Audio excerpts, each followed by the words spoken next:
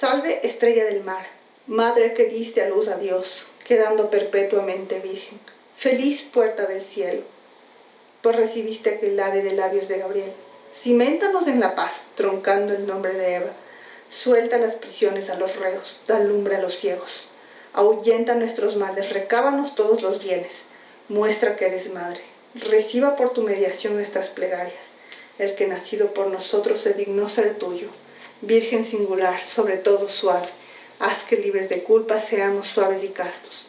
Danos una vida pura, prepara una senda segura, para que viendo a Jesús eternamente nos gocemos. Gloria sea a Dios Padre, loor a Cristo Altísimo, y al Espíritu Santo, a los tres un solo honor. Amén.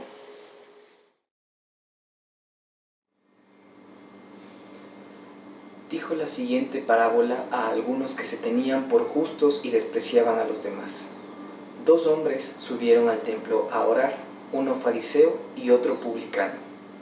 El fariseo de pie oraba en su interior de esta manera: Oh Dios, te doy gracias porque no soy como los demás hombres, rapaz, injusto y adúltero, ni tampoco como este publicano. Ayuno 2 veces por semana y doy el diezmo de todas mis ganancias. En cambio, el publicano, manteniéndose a distancia, no se atrevía ni a alzar los ojos al cielo, sino que se golpeaba el pecho y decía: Oh Dios, ten compasión de mí, que soy pecador. Os digo que éste regresó a su casa justificado y aquel no, porque todo el que se ensalce será humillado y el que se humille será ensalzado.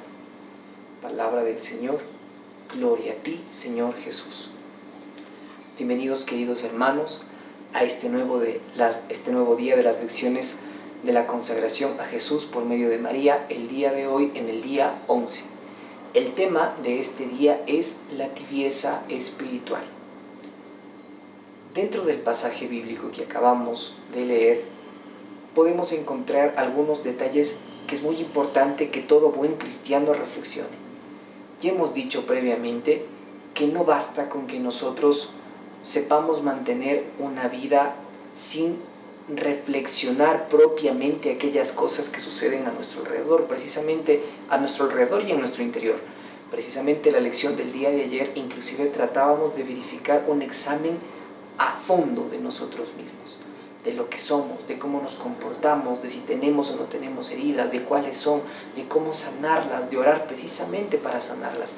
Porque nosotros no podemos vivir una vida en estado automático, en el que las cosas nos suceden, nos afectan y nosotros pues casi que no ponemos mucho interés a ello. Por el contrario, precisamente hay una gran virtud en el hecho de que uno sepa examinarse, sepa reconocer quién es, como precisamente lo poníamos en tema el día de ayer, y particularmente identificar si a la vez también tiene ciertos problemas o ciertos padecimientos dentro del orden espiritual. Precisamente la tibieza espiritual es una de las enfermedades en las que puede recaer el alma, y no hace diferencia de si el alma se encuentra en ese primer momento de conversión, en ese primer evento en el que conoce el amor del Señor, o en este caso si ya se encuentra durante algún tiempo ya de caminar en el sendero cristiano. Entonces, esta tibieza espiritual es muy importante que nosotros sepamos combatirla, porque así como de manera natural nosotros corremos el riesgo de tener alguna enfermedad como por ejemplo la gripe, también es normal que nosotros podamos ir recayendo a nivel espiritual en ciertas enfermedades, como por ejemplo lo es la tibieza espiritual. Entonces, yo sé que muchas de las veces ustedes deben haber escuchado a gente que, por ejemplo, al momento de confesarse o de que alguien les invite a la confesión, buscan pretextos, buscan realmente autojustificaciones. No me confieso porque ese sacerdote es más pecador que yo, porque los curas son así, asado y cocinado. No me confieso porque finalmente yo no robo, no mato. Entonces, ¿qué pecado voy a tener yo en este caso para poder confesarme? Hemos leído precisamente este pasaje bíblico para poder referenciar el hecho de que por una parte nos encontramos con 2 personajes. El uno, que es precisamente el fariseo, aquel que se ensalza dentro de sus oraciones, diciéndole a Dios, pues yo hago esto, ayuno, doy el diezmo, no soy como los otros. Y por otro lado nos encontramos con un con un publicano. Y el publicano, inclusive dentro de la palabra, nos dice que ni siquiera se atrevía a mirar al cielo, que su reacción de piedad era tal que la única oración que él le hacía es: ten piedad de mí. Eso precisamente le decía a Dios. En este pasaje bíblico del capítulo 18 de Lucas, versículos 9 y siguientes, nosotros debemos identificar precisamente que el fariseo no cometía acciones malas. Es decir, objetivamente, él hacía alarde de obras buenas, porque dar el diezmo, cuidarse de los pecados como la lujuria, como la pereza, aparte de eso, el hecho de ayunar, son acciones a las que de hecho nos invita la iglesia, que son prácticas religiosas que inclusive vienen de antaño. Entonces, él realmente no estaba haciendo algo malo, por el contrario, estaba tratando de dar cumplimiento a aquellos mandatos que se tenían dentro de su religión en aquel momento. Pero ¿en qué estaba lo malo? En que él creía que con eso se podía salvar, que inclusive eso le daba cierta categoría para, en este caso, él despreciar a los demás. Entonces, en la visión de él existiría, ¿no? Si este fariseo viviera a día de hoy, existirían cristianos de primera y de segunda, cristianos que por cumplir más que otros, pues tienen una categoría superior a aquellos que no cumplen, o a aquellos que en este caso no practican las mismas prácticas religiosas, valga la redundancia, que él realiza. Es ahí donde precisamente está el pecado de fariseo, porque él se ensalza. Y algo muy importante también que nosotros debemos identificar dentro de este comportamiento es que no solo existe un menosprecio hacia el hermano, sino un menosprecio o una mala identificación al respecto del amor de Dios. Porque se entendería en ese caso que si yo hago más cosas, en este caso por el Señor, pues Él debe amarme más. Entonces, si yo ayuno más, si yo doy más diezmo, entonces yo soy más amado por el Señor. Eso quiere decir que si una persona que tiene mucho dinero y da $10,000 de diezmo, en este caso una vez por toda su vida, será mucho más amado que un pobre, en este caso que ocasionalmente asiste a la iglesia y que da un diezmo diferente, ¿no? Proporcional a su capacidad económica. Entonces, no es así, porque Dios no nos prefiere ni nos ama más porque nosotros hagamos más cosas. Si trasladamos esta situación precisamente al orden terrenal, un padre ama a su hijo porque es su hijo, no porque le haga más cosas. Probablemente estas cosas van en bien de su propia alma, más que en el hecho de que el papá pues se sienta más complacido, ¿no? Entonces tú, como en este caso, si tiendes la cama, si barres, si lavas los platos, si me dices buenos días cuando me levanto, entonces tú eres más amado que mi otro hijo que no hace estas cosas. La preocupación del padre precisamente sería que ambos hijos tengan un comportamiento adecuado, no por él inclusive, no por complacerse él, no por decir mis hijos son una maravilla, sino porque obviamente un padre desea que sus hijos creen virtudes, que estén lo mejor preparados posibles para enfrentar al mundo. Entonces el hecho de tener buenos hábitos, el hecho de ser educado al momento de saludar a otras personas, realmente y objetivamente son comportamientos que van a traer de cierta forma pues un éxito, ya sea laboral, ya sea estudiantil, a sus vidas. Entonces todo padre se sentiría satisfecho porque ellos generen esas virtudes para ellos, no para que nosotros nos complazamos pues precisamente de aquello. Dicho esto, precisamente eso se sucede en el ámbito espiritual. A Dios no le hacemos más favores con el hecho de orar o hacer ayunos, o por ejemplo hacer prácticas de caridad. Si bien es cierto, eso ayuda para que el reino de Dios tenga mucho más cumplimiento y nosotros inclusive tengamos obras buenas que presentar cuando nos lleguemos al juicio particular de cada uno. Él no busca eso por complacencia de Dios, sino porque en realidad los más beneficiados de tener estos comportamientos somos nosotros. Y he ahí precisamente el error del fariseo, que él pensaba que era más porque hacía más. Santa Teresa de Calcuta solía decir: no importa si haces cosas grandes o cosas pequeñas, lo importante es que las hagas con amor. Y permanentemente, pues el amor, como lo dice Juan Pablo II, Papa, solía decir que el amor es exigente. El amor nunca se queda satisfecho con cosas pequeñas. El amor no es pasajero, no es un chispazo que yo le amo al Señor y de pronto simplemente porque tengo un examen en la universidad y necesito en este caso conseguir un buen resultado, pues yo voy a ayunar durante 2 días, yo voy a hacer muchísimas oraciones, pase el examen, saco un buen resultado y listo, gracias, nos vemos.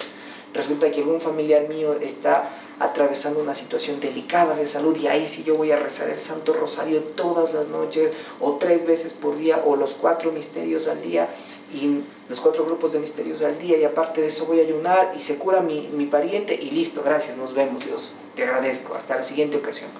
Entonces, esta percepción de un Dios bombero, como se suele decir, de un Dios que auxilia simplemente cuando yo estoy en dificultades, da cuenta de una inmadurez espiritual e inclusive de una tibieza espiritual. Porque realmente nosotros deberíamos gozarnos en rezar, en ayunar, en orar, en hacer obras de caridad, en evitar los pecados por el mismo hecho de que a nosotros nos hace bien. Somos los primeros beneficiarios de esos comportamientos, de esos hábitos. Entonces, aquí también quisiera citar un ejemplo que para mí es muy importante, que alguna vez un sacerdote nos lo explicó y para mi opinión pues tiene realidad y certeza al respecto de lo que afirma. Decía: ¿ustedes creen que Dios ama más a unos que a otros? Y pues la mayoría decía: no, porque Dios nos ama a todos por igual. Y él decía: en cierta forma es cierto, Dios nos ama por igual, pero de otra forma y en otro sentido realmente sí nos ama más a unos que a otros. ¿Por qué? No porque Él sea el que pone los límites, sino porque nosotros somos los que ponemos los límites del amor. Dios tiene el mismo amor para todos, pero nosotros somos los que le decimos: hasta aquí nomás, Señor. Yo sé que la oración me hace bien, pero con tal de ir a misa el domingo, yo no necesito orar a lo largo de la semana. Así que yo pongo el límite. Yo sé que podría dedicarle 15 minutos de oración al Señor en vez de ver algún programa de televisión. Pero soy yo el que prefiero y digo: bueno, no, hoy estoy cansado, realmente hoy no quiero orar, hoy quiero ver el programa de televisión. Entonces no es Dios quien pone los límites, somos nosotros los que ponemos los límites al amor del Señor. Es por eso que el sacerdote decía: sí es cierto que en este caso unos recibimos más amor que otros porque nos dejamos amar más por el Señor. La tibieza espiritual es precisamente una de las consecuencias por las que a nosotros nos cuesta mucho orar, nos cuesta mucho ayunar, por ejemplo, nos cuesta mucho tratar de dejar esos pecados, nos terminamos renegando y decimos: pues yo soy así, ya que se le puede hacer, tantos años tengo, pues finalmente ya para qué voy a continuar. Y por el otro lado, dentro del pasaje bíblico del Evangelio de San Lucas capítulo 18, nos encontramos con el publicano que precisamente dice lo siguiente: oh Dios, ten compasión de mí, que soy un pecador. El día de ayer hicimos alusión al hecho de que los santos consiguieron un avanzado nivel espiritual porque se reconocieron como pecadores, como frágiles, como personas que podían caer, no como personas que decían: bueno, yo ya dejé esa vida y yo nunca voy a caer, y yo estoy seguro que nunca voy a caer. Entonces es muy importante que nosotros sepamos identificar el comportamiento del publicano, que por el contrario se reconoce tal cual es.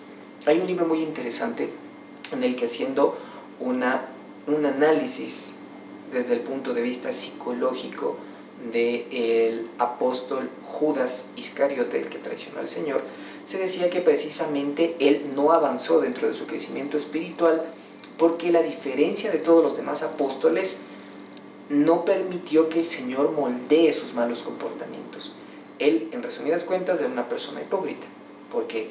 Porque realmente él aparentaba ser una persona cuando realmente en su interior tenía otros deseos y otro tipo de comportamientos. El Evangelio de San Juan precisamente relata el hecho de que en un momento determinado, ya cerca de la pasión de nuestro Señor, el apóstol Judas Iscariote, al ver que una mujer derramaba un perfume fino en el cuerpo del Señor, le decía, pero ¿cómo es posible que derrames este perfume tan valioso? Podríamos en este caso venderlo y repartírselo a los pobres porque son necesitados. Y el evangelista San Juan termina concluyendo con la idea, cuando él ya robaba dinero de la bolsa que tenían en común con los demás apóstoles. Es decir, el propósito realmente de él no era el hecho de tener preocupación por los pobres, sino que realmente a una persona ambiciosa le cuesta mucho el identificar un despilfarro de dinero. Situémonos un poco en este evangelio. Resulta que esta persona, que esta mujer arrepentida, como un signo de reconocimiento a nuestro Señor, derrama un perfume caro, pongámosle un precio, unos 300, 400, 500 dólares derramados en el cuerpo de Jesús. Y resulta que una persona viciosa diría, pero ¿cómo? No es posible que derrames tanto dinero en un acto que no va a durar, cuando podríamos en este caso coger el perfume, vender y ahí sí organizar una comida en este caso para entregárselo a los pobres.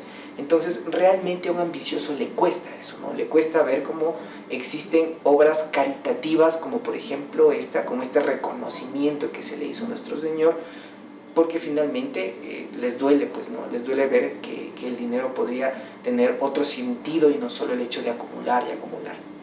Entonces, volviendo al tema de la tibieza espiritual, es muy importante que nosotros también, dentro de este bloque que esté dedicado al conocimiento de nosotros mismos, sepamos identificar si la tenemos, porque de hecho todos los cristianos que se esfuerzan por seguirle al Señor pueden recaer. Hemos dicho que somos tan susceptibles de adquirir enfermedades espirituales como por ejemplo en cualquier época del año adquirir una gripe. Entonces es muy importante estar alerta y velar, como dice la palabra, porque nosotros podríamos recaer en esta enfermedad espiritual y probablemente habituarnos a ella y después que nosotros digamos precisamente, ¿no? Yo no robo ni mato, así como dice el fariseo en este pasaje bíblico, yo no robo ni mato, no soy como esos de allá, entonces ¿para qué confesarme? El Padre Pío de Pietrelcina, que es uno de los santos más famosos de los últimos tiempos dentro de la Iglesia Católica, si ustedes no la conocen, se los recomiendo, en internet hay muchísimo material al respecto de él, decía que la confesión habitual es importante porque así como nosotros limpiamos periódicamente nuestra casa, no por el hecho de que siempre hacemos un desorden y ensuciamos, en este caso la cocina y el comedor y los cuartos, sino por el hecho de que ocasionalmente pues siempre va a existir un poco de polvo, un poco de situaciones semejantes a esta, pues es muy importante que nosotros también tengamos, así de la misma manera en la que limpiamos nuestra casa de una manera periódica, también sepamos limpiar nuestras almas. Entonces es muy importante que nosotros sepamos identificar en los momentos en los que estamos recayendo en tibieza espiritual. Signos particulares de aquello: me cuesta rezar, me cuesta en este caso hacer sacrificios, me cuesta por ejemplo ayunar, me cuesta por ejemplo el hecho de asistir a la Santa Eucaristía, siento pereza por las cosas del Señor. Entonces nosotros podemos ir recayendo en una vida que a su vez se vaya haciendo más flexible. Ya consideramos que este pecado no es tan grave, ¿para qué voy a confesarme? Este pecado no es tan gordo, simplemente es un pecado que lo cometí una vez y bueno, ya Dios me perdonará.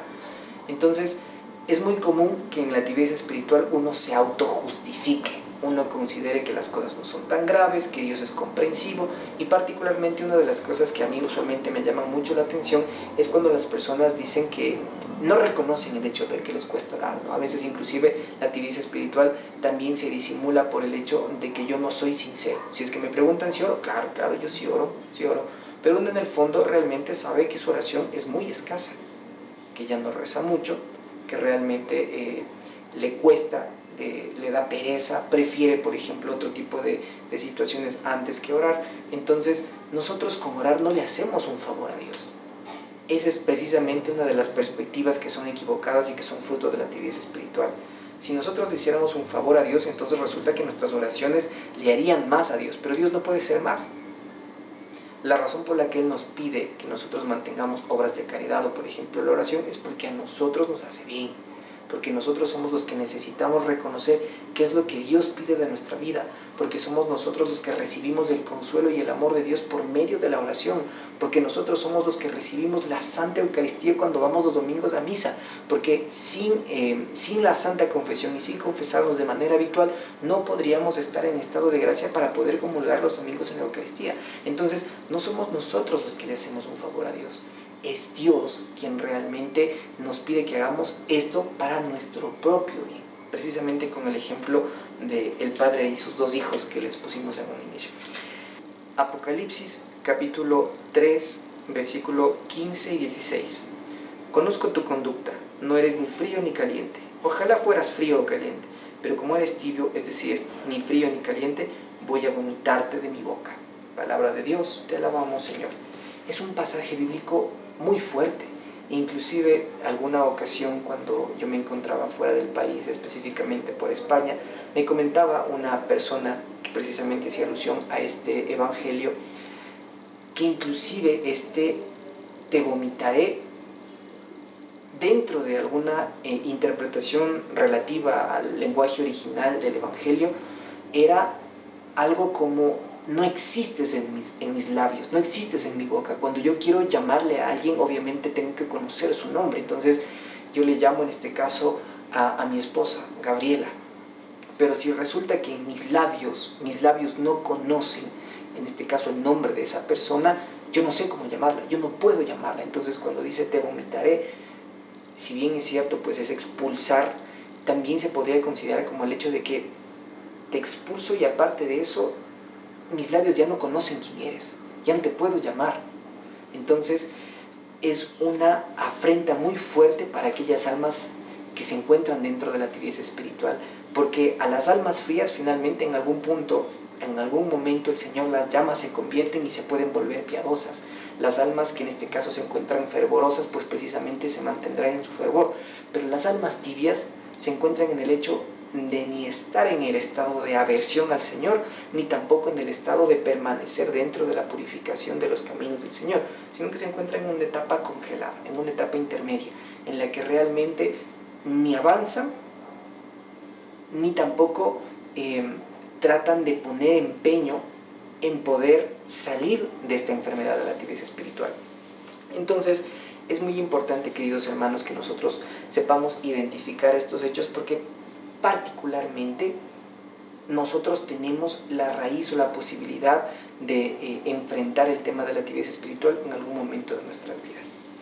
Para finalizar esta lección, la práctica que nosotros quisiéramos proponerles es el hecho de que ustedes le dediquen un momento de oración de manera permanente al Señor. Si ustedes al despertarse en las mañanas rezan, pues dediquémosle un poquito más de tiempo. Si no lo hacen, pues entonces dediquémoslo en las mañanas o en las noches o al mediodía, porque realmente es muy importante que nosotros sepamos identificar el amor en medio de las prácticas religiosas. Muchas de las veces nosotros rezamos por rezar, y a veces cuando uno no encuentra el sentido de la oración, pues precisamente recae en aquello, porque reza por rezar. Pero es muy importante que nosotros sepamos identificar el propósito de las oraciones. Si es que rezamos el Santo Rosario, nos enamoremos nuevamente del Santo Rosario. Si es que rezamos la coronilla de la Divina Misericordia, que se reza a las 3 de la tarde, o por ejemplo el Ángelus, que nosotros vayamos incluyendo dentro de nuestro hábito diario el hecho de orar, el hecho de rezar. Entonces, queridos hermanos, como práctica, pues ustedes elijan dentro de su discernimiento particular, pero dediquémosle un poco más de oración al Señor. Si ustedes ya tienen un hábito de oración, por ejemplo, oración a la mañana 15 minutos, oración a la noche 15 minutos, dediquémosle un poquito más de tiempo. O pueden incluir, por ejemplo, el rezo de la coronilla de la Divina Misericordia, no toma más de 15 minutos a las 3 de la tarde, o por ejemplo el rezo del Ángelus, no toma más de 3 o 4 minutos a las 12 del mediodía, o a las 6 de la mañana y a las 6 de la tarde. Es decir, vamos comprendiendo un poquito más el significado y el sentido de orar, y hacerlo con amor, porque si no lo hacemos con amor, pues finalmente desistiremos de ello. Así que, queridos hermanos, que Dios nos bendiga.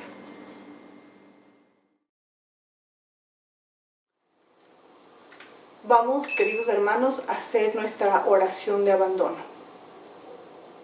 Padre, me pongo en tus manos. haz de mí lo que quieras. Sea lo que sea, te doy las gracias. Estoy dispuesto a todo, lo acepto todo, con tal de que tu voluntad se cumpla en mí y en todas tus criaturas. No deseo nada más, Padre, te confío mi alma, te la doy con todo el amor del que soy capaz, porque te amo, y necesito darme a ti. Ponerme en tus manos sin limitación, sin medida, con una confianza infinita, porque tú eres mi Padre. Amén. En el nombre del Padre, del Hijo, del Espíritu Santo. Amén. Gracias, queridos hermanos. Nos vemos el día de mañana.